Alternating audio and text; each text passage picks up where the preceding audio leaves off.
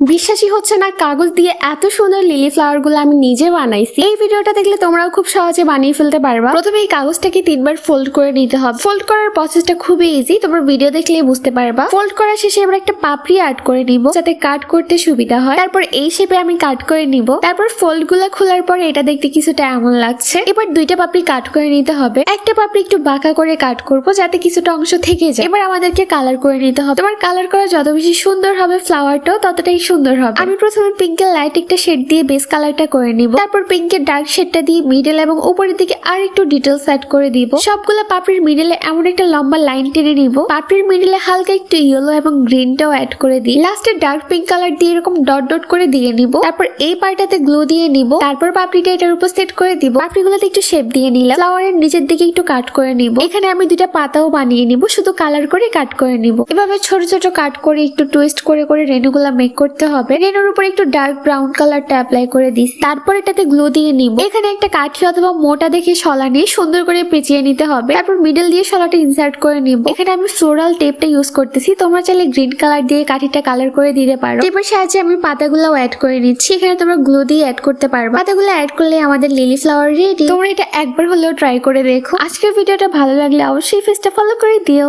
না, এটা